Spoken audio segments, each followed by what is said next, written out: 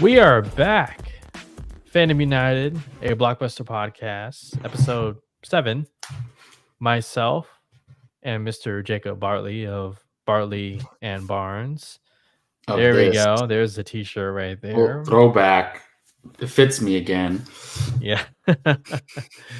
That's a pretty awesome t-shirt, man. I need to be Yeah. wearing my Fandom United one, but I left it back in Sacramento.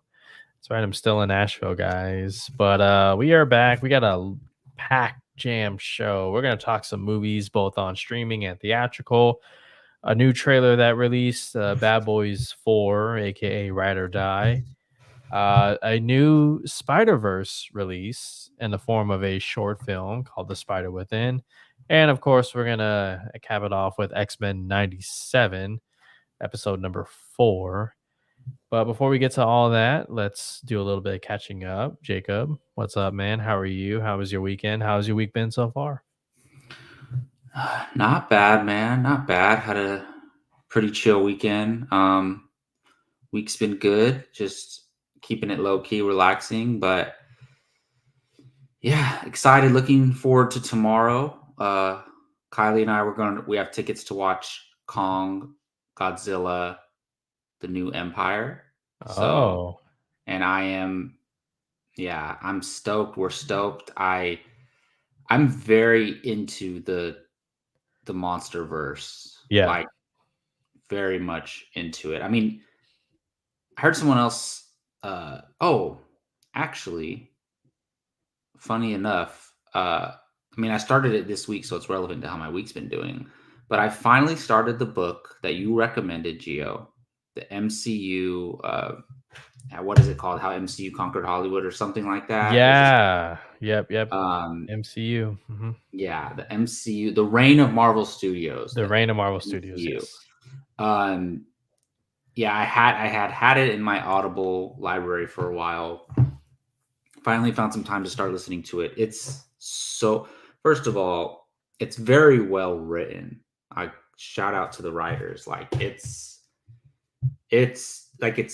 very fluent and just very well written. Joanna Robinson, Dave Gonzalez, and Gavin Edwards. Very well written, but also it is so insightful. If you're a movie fan, if you're a MCU fan, comic book movie fan, it's like a must read. Like on even if you're just a movie fan, like you want to be a producer, a writer, a director, listen to that book or read that book. It teaches you. It's like going to film school, honestly, because Yeah. the thing is, I know this is so off track, but the MCU is the most successful, multi-film venture ever done in Hollywood history. So it's going to be studied and trying to be replicated for decades, and if not forever, like as long as film exists. So this book is like really behind the scenes stuff, like about how everything came together, especially like so far in phase 1, it looks like. But anyways, the reason I brought that up is because in that book they mentioned that a lot of studios obviously were paying close attention and they tried to duplicate Marvel's success. And an DCEU. argument made that yeah, obviously the DCEU argument can be made that the legendary MonsterVerse might be the second most successful one. I mean, DCEU definitely had some hitters, like, and made early on made some relatively successful box office success movies. I mean, Wonder Woman, Suicide Squad, Aquaman, but yeah. I'm really digging the Godzilla MonsterVerse. All the movies aren't good, but I really like it, and I include the show Monarch in that as well, which is incredible. Yeah. I'm so Anyways, I'm happy that excited for you're Godzilla. That's the whole point of this. yeah, I'm so happy that you're getting to finally check out that book. I found it really informative, and I started it right.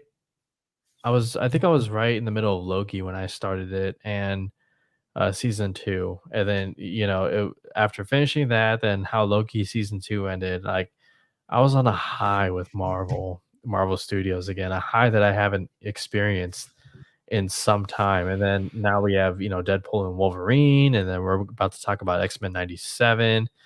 It's like, for me, Marvel Studios is really finding their groove again, and you're gonna get into all of why things haven't felt the same since Avengers Endgame, particularly with Phase 4. It gets into all of that. I can't wait for you to dive in. And honestly, like I think I want part of this opening until you finish the book to be what you've read about, and so we can further talk about it. And if Keith was here, I'm Yeah. sure we can Yeah, why not? Do a like sort of weekly a book check-in. club. Yeah.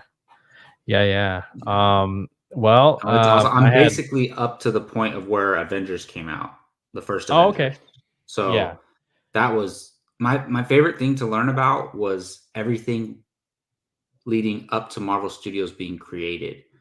Like even Isn't it before they so ever made Iron fascinating? Man. Like where Kevin Feige worked for like the Donners who made the original Superman movie. He was, Yeah. I believe, the wife's assistant, and apparently she was an incredible producer, Lauren and he Schuler worked for Donner, yeah. her. And yeah, that's where it all started. I mean, obvious, and the Ike Perlmutter. Listening to it now and learning about Ike Perlmutter, and then what's going on right now with Ike Perlmutter trying to like overthrow Bob Iger and Disney and everything. It's like so funny that like literally Ike Perlmutter like helped bring Kevin Feige up, and then Kevin Feige ended up getting fired, and then now to see what's going on now, it's crazy. Like, Oh, it's it gets so even more crazier, interesting. buddy. Especially around Phase 2 and Iron Man 3 and all that. Oh, I'm Yeah. sure. Yeah. Keith will be joining us here in a little bit. He just reached out. I spent the weekend in Cabo San Lucas and had a very nice time out there. I rode a Yes, our camel. buddy Joe's wedding. Yeah, Joseph got married. Um, I will say, you were definitely missed, buddy. I definitely asked about a number of times. But yeah, the wedding was beautiful and nice. Cabo San Lucas. I mean, now I understand it. Anytime I say Cabo, people are like, "What?" It's like, yeah, it's a destination. Spring break and all that kind of stuff. Rode a camel on the beach for the first That's time, which was pretty I rode a interesting. camel on the beach. Not everybody gets to Yeah, say that. right. Yeah. And then I tried out the ATV on the dirt roads. That was pretty cool. And yeah, just more life experiences, buddy, and traveling and whatnot. And now it's time to lay low for April, and we rejuvenate and do all that. But yeah, let's get started on this show. Yeah, we got Star Drew right here. Hello, Gio and Jacob. Star Drew, What's always up, been there since day Star? one. John Booze. Yep, you're Jacob. You're It's making him really look forward to the book. it's a must read. Like I was like, I can't believe I waited so long to start it. I was Hmm. mad at myself. Yeah, and Booze ATV look like a blast. Yeah, if you guys don't follow me on Instagram, I'm much more active on there than X, Twitter, whatever you would call it. But yeah, let's get into it. Again, this is Fandom United, a blockbuster podcast, emphasis on blockbusters. But we do dive into some TV stuff and stuff in the streaming world. And but first, we're going to start off with a new trailer, a trailer that released the fourth installment of the Bad Boys franchise, Bad Boys Ride or Die. That's right. Will Smith and Martin Lawrence are back. The directors, Adi and Bilal, return to direct this fourth installment after a successful, highly anticipated return with the third installment, which came out, I believe, in 2020, right before the shutdown, if I'm not mistaken, Jacob. But yeah, this Mm-hmm. time they are being framed. They are suspects, Mike Lowry and Marcus Burnett, I believe the name is. And it involves their spoiler for Bad Boys for Life. Their deceased captain, played by Joe Pantoliano, I probably butchered his name, but there's some conspiracy going on and corruption, and Mike Lowry and Marcus Burnett, Will Smith, Martin Lawrence, they find themselves on the run, and a whole lot of action in the in the trailer. Jacob, are you excited for Bad Boys 4? Are you starting to get franchise fatigued? How'd you feel about the third one? What's up? So, yeah, Bad Boys for Life was, I believe it was one of those movies that came out early 2020, right? And Yeah, it was one of those films that, I mean, it still ended up doing pretty well for itself. Was it, wait, was it coming out of the pandemic that it came out? No, right before, I Or believe. right before? Okay. Yeah, I remember that, and like that Pixar Tom Holland film, the Onward? Onward had came out. I believe it came out around the same time, and I remember they kind of suffered because of the because of that. It was interesting. But anyways, I never saw Bad Boys for Life. So yeah, I mean, It's okay. That's all right. even though I I watch a have my lot of fair share. movies, there's always some that you miss. And look, I am a fan of the first two Bad Boys movies. I grew up watching them. A lot of fun. Kind of defined that era of, action movies, especially like Buddy Cop. Yep. Michael Bay directed. Did you direct both of them? Number 1 and number 2. Yes. Yeah, like those are considered like good Michael Bay movies. And so I'm a fan. There's no reason I wanted to see it, but there's always movies we miss as movie fans. But so the thing is, I don't have a lot of context going into this one, but I still watched the trailer, and obviously the trailer spoils the death of their captain, which is fine. They put it in the trailer so they don't mind people knowing that. But honestly, it looks like a lot of fun. Like I heard Bad Boys for Life was really good. Yep. Actually really good. Mhm. So definitely before this comes out, I'm gonna watch it, and I want to watch this one as well, honestly. The thing with these franchises that involve aging stars, I mean, let's face it, they're older, okay? They're way past their prime now, but the thing with that is you risk there's already a level of suspension of disbelief with these type of popcorn flicks, action shoot 'em up and whatnot. You just go and you want to be entertained, and you follow these characters that have been around since the early 90s, and Will Smith's character and Martin Lawrence's character. What I'm getting at is as these franchises go on, it's easy to stop finding these entertaining because you're pulled out of the movie and you just have exhausted your suspension of disbelief. Um, a good example of that is Fast and Furious, that franchise. They too have gotten older, with the franchise being 20 plus years old. And then just some of the approach that they take to doing action, they don't know their limits. And, it really gets to a point where it's just exhausting to watch. That is not the case with this franchise. Bad Boys for Life really tackled an aging Mike Lowry and Marcus Burnett, and put them in a situation to where the story actually had a lot of heart to it. And these two co-leads, their bond has never been more stronger, right? I mean, what do they say in the movies? We ride together, we die together. Bad Boys for Life, hence the title of number 4. Not a bad title, by the way, since they kind of blew it with the third one. I mean, why would you name the third one Bad Boys for Life? But There's anyways, no guarantee they were going to get a fourth one, so yeah, that's true with the January release, whatnot. But now we have all the faith in Adi and Bilal, the co-directors who did that, and did a Batgirl movie that, some are saying was actually not as bad as Warner Bros. Discovery led you to believe. But what I'm getting at is this franchise is riding a high. I love these two co-leads. They really carry the torch after Lethal Weapon.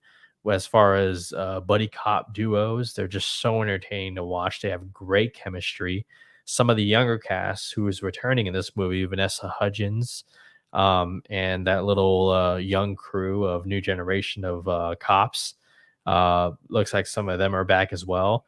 As well as a character who I'm not going to mention, but because it's going to spoil the third one. But Jacob, when you watch that, you might be surprised. But yeah, I'm all in. Look, hey, these type of movies don't get made as much anymore. Okay, these shoot 'em up and like guns blazing type of movies.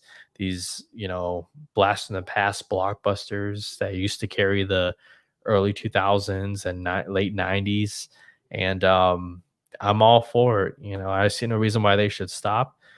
And yeah, so we will see if the momentum continues to ride high. Interesting enough, I just realized this. I'm going to pull this up right now. We have 2 fourth installments of a cop franchise releasing this year in Bad Boys 4 and Beverly Hills Cop 4. Interesting. I'm curious, people in the chat, people listening, if you had to watch one, which one would it be? And which one do you think will be the better received movie? Just a prediction between Axel Foley's Beverly Hills Cop 4, well, it's called Axel Foley, and Bad Boys Ride or Die.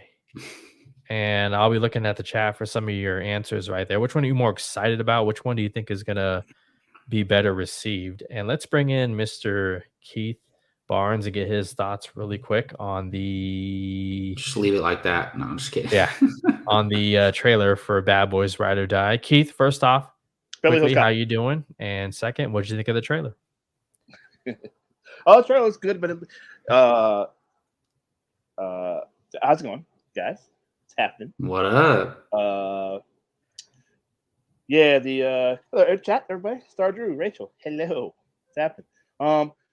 Yeah, it looks good. You know what's crazy? I'm watching it. I'm like, I can't believe this. I still haven't seen the last one, Bad Boys 3. That's what I just said too. Oh, really? Okay. Do we need to do like a watch along or something? A Bad Boys for Life? I'll do that. Yeah.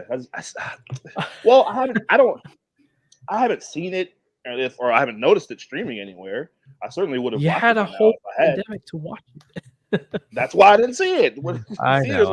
I'm just giving you, you wait. Okay, there's gonna be plenty of times where movies you haven't seen. Oh yeah. Oh, for sure. So you got to give us crap on this one. Well, I'm such a big, I'm a big Bad Boys guy. Although I don't like Bad Boys 2, but I like it because it was them. But I didn't. Anyway, no matter. But yeah, this one looks pretty good. It definitely maybe. I mean, I'll do that. Watch along for that. It looks kind of the same, So I'm curious to see where they are in their lives. It looks like maybe Marcus is Martin's character is Marcus. Maybe he's sick. Got some kind of illness that maybe I don't know what's going on there, but something serious. And then Mike Lowry. Still action junkie, still shooting up everything. I don't know. It looks pretty good. I know I got the Joey Pants. I don't know if he was in the last one because I didn't see it. Was he in the last one? I don't know. You should watch it. No, he was in the last one. Yes. Yeah, okay. Captain, what's his name? Captain. But I don't know. But it appears that they're doing the thing, which I'm watching. I'm like, I've kind of seen this before, but the captain. Is he corrupt? Was he into something that he shouldn't have been into? Is he being framed? And then maybe it'll turn out, he's like, no, I'm innocent. And then maybe it'll turn out, yeah, he was the bad guy. I hope they don't do that. I hope he is being framed and they can clear his name. because he's a good character. He seems to love those guys. They love him. So I hope whatever it is. I'm looking forward to seeing it. It looks good. Now I'm gonna ask you the same thing that I asked the chat here. Um, Beverly Hills Cop. if you had to watch one, and which one's going to be better received between Bad Boys 4 and Beverly Hills Cop 4? Two fourth installments releasing this year, interestingly enough. Yeah, right. Well, Jacob, if you remember on an early episode of Bartley and Barnes, we talked about our favorite fourth movies in a series. So we might have to do another one. We might have to do a new series of four movies. I don't know. What do you think? Phantom Menace. Phantom. that was a four, wasn't it? Yeah. I don't know why do we do that? I can't remember what I think it was. Maybe Endgame. I don't know. Yeah, I can't remember what. I think it might have been Endgame because like it was.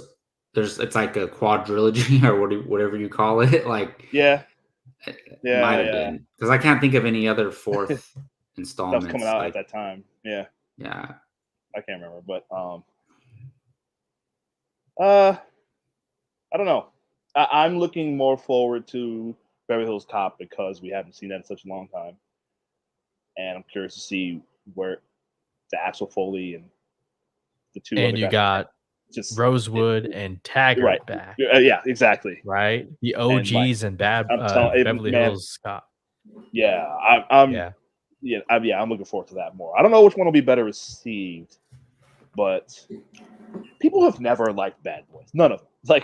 Like the critics and stuff, by and large, like never. So people liked the third one though. The third one was well received. Yeah, I do remember hearing that. Yeah, but I haven't seen it either, so it's hard to say. Like, I think maybe Bad Boys 4 will be better perceived because people like the third one so much, and same directors. But who knows? Is Axel Foley? Is it straight to Netflix? Netflix, yeah. Netflix release. Yeah. So it's not getting theatrical release? It'll probably get a limited theatrical run as Netflix releases tend to get. Sure. Not all of them, but you know. Yeah. Like maybe in LA and New York. Maybe. Yeah. Yeah, we'll see. A perfect question. Yeah, this is a good segue right here, John Booze. Ghostbusters 4. Ghostbusters Frozen Empire. Well, which one is Ghostbusters 4? Is it the 2016 that's true. or is it the Ghostbusters 5? But no, it's the Paul Feig one is not in continuity, supposedly. Which I still can't believe Paul Feig directed that because I love Paul Feig. Yeah, but I mean, not yet. Wait, they're gonna find a way to Avengers Endgame it and bring them all together. For sure. I was thinking that. Honestly, I thought that was going to happen in this one. Yeah, Ghostbusters Frozen Empire Strikes Back. I saw it. Mm-hmm. It's solid. It's okay. It's okay. That's the best thing I could say. It's okay. I mean, did either of you see Ghostbusters Afterlife? I have not, no. So, Jacob, the floor is all yours. Tell us all about it. I didn't. That movie came out right as my daughter was getting sick, so I missed it. I still haven't seen it. Guess my name changed. Yeah, you can be me. Go ahead. Gio, go ahead. Ghostbusters Afterlife is really good. It was a very fresh take. What's the director? The son of the original director, Reitman. Jason Reitman. Jason Reitman. Yeah. Yeah. So he directed it. Really good. And I love Paul Rudd. Like Paul Rudd is very he's very likable in these movies. So the Aftermath, really good. McKenna Grace was awesome, and she's the girl in the first one, or in Afterlife. She's awesome. So this one comes along. I was looking forward to it, but it's all right. It's not as good as Afterlife. It's not. Reitman didn't return to direct, so you can definitely feel that. It's just a weird movie because, obviously the Ghostbusters movies have to be funny, right? And I mean, they don't have to be, but you have primarily comedic actors throughout the history of the franchise. But And then, so for me, like other than Paul Rudd, it wasn't really that funny. Like a lot of the nostalgia jokes didn't really work for me. But they did some interesting new things though, like the Camille Nanjiani character. I was like, wow, they really do, like they really got into, like, without any spoilers, his family has like some ancient history, and he's like some type of supernatural being in a way. So that was interesting, but overall, like I said, not very funny other than a couple characters. Honestly, other than Paul Rudd and Camille Nanjiani, and then not really. It felt so small in scale. It's like there's like 2 locations in the movie, other than when they're driving through the street. Yeah, It felt very small in scale. Like the whole showdown is in the firehouse. Right? Yeah. So, and like the climax and the villain or antagonist was very anticlimactic. So it's fine. If somebody was like, should I go spend my evening, 3 hours to drive there, watch a movie, drive back, and invest however much money you need to invest, I would say no. But it's fine. Is it a you say it's rental? Catch it on streaming? Definitely. Yeah. I would say, I think a good, like, watch Afterlife and then watch this one. It's fun. If you're a fan of the Ghostbusters movies, I think you should definitely see it. But it's not anything it's not a must watch or anything like that. Yeah. Okay. No. Yeah. So yeah, mediocre. Yeah. Somebody's interesting. Is that my phone ringing? Okay, wow. Hang on just a second. This doesn't happen very often, but okay. Well, let's move on to another streaming movie that released. Another movie that released. This one on streaming, and that's Prime Video's Roadhouse, the remake, starring Jake Gyllenhaal, Conor McGregor in his debut role, directed by Doug Liman. And yeah, I want to go to Keith first because Keith, you are older than Jacob and I, so you have a little bit more context, I hope, on the original Roadhouse and what that movie meant. And what do you think of this remake? Hit or miss? Well, I'm sorry to say, I did not finish this. I just started watching it the other day, and I fell asleep. Wow, that bad, huh? You fell asleep? No, it was just late at night. I should have blocked out a day to watch it. I will say this though, because I remember the original Roadhouse. How do I say this? I remember at the time it was such a super. This hopefully is not upset anyone. It's such a white boy movie. And what I mean is, I remember at the time, well, what was 87 or 88 or whatever it was when it came out.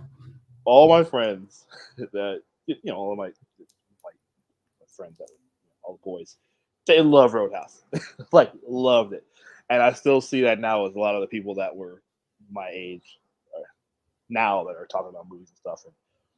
And of course, like our buddy, Jake Berlin, he loves stuff like this. So they all love Roadhouse. I always thought it's fine. I didn't really, I don't know. This is Patrick Swayze. Yeah. At this bar. I didn't really care for it. I maybe watched it twice. Kind of went on about it. I don't know. Hadn't really. Yeah, it's crazy because a lot of people consider it a classic. Right. And it's exactly.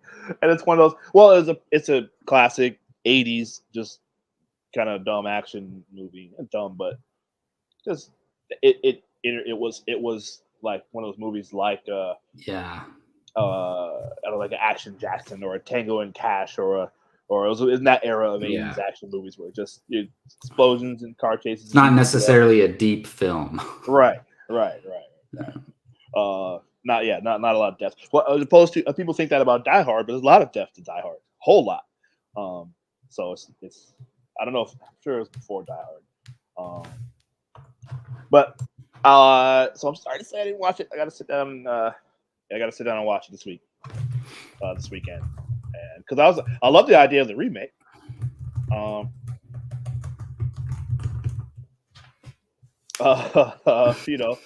Just let me just tell everyone.